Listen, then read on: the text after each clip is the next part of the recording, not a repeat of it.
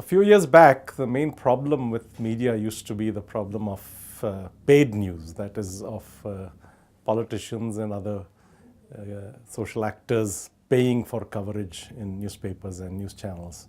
Now the problem is recognized to be one of fake news and hate speech. So the Election Commission has flagged these as major areas of concern very early on in this electoral cycle, but it is not clear that it has yet obtained a handle on the situation and managed to find a way of controlling it.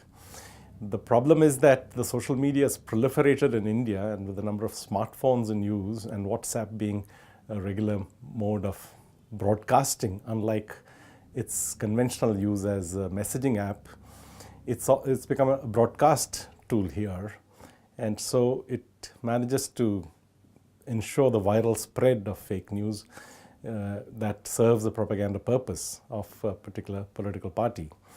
So a few years back, the Paris-based press freedom campaign organizations called Reporters Without Borders placed India at 136 in the global rankings on press freedom. And last year, it downgraded India further to 138. And the reasons it gave were very, very interesting.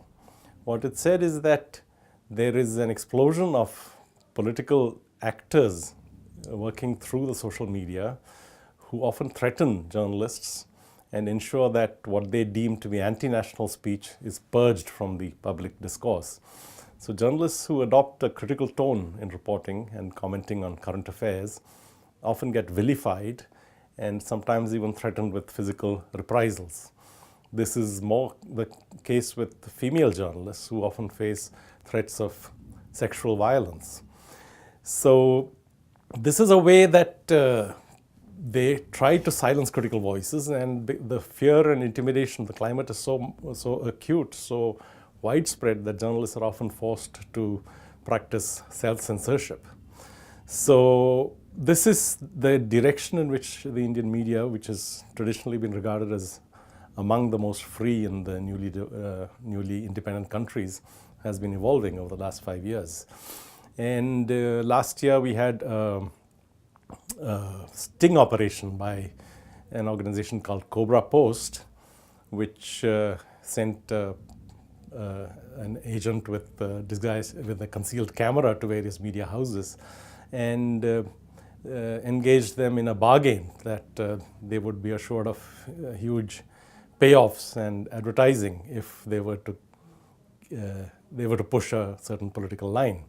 And except for two honorable exceptions, he found a receptive audience in most of those media organizations, which included some of the most well-known media titles in this country, both in television and in print.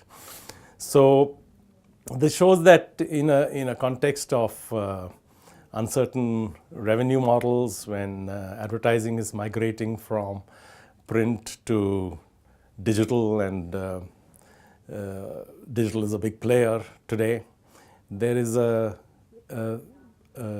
tendency in the traditional conventional media to put ethics last and to do what it takes to earn money, whether through legitimate means or through illegitimate. So this has become a major pollutant in the news discourse, and it is a primary cause for the epidemic of fake news that we are facing. So these get transmitted through various kinds of social media apps and become viral, and they influence voting behavior one way or the other. And last year, the BBC did a survey of fake news in India, and they had access to the cell phone messaging services of a number of social media users. And what they found is that the right-wing messages tend to go viral with greater frequency and greater rapidity than other kinds of messages. And the reasons are very clear. They're much better organized on that side. And anybody who spends time to do a fact-checking of the news that is spread through these means ends up being too late on the scene. And ultimately, by the time the true facts are put into circulation, the fake news would have spread to perhaps millions, or an audience of millions. And the correct version will reach maybe 1/10 or 1/100th of that number.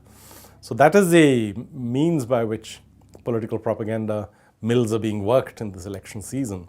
And social media firms have been put under some pressure, but they are not sure how they can respond without potentially impeding their sources of revenue. So it remains a challenge that can only be tackled by strong civic intervention by citizens united.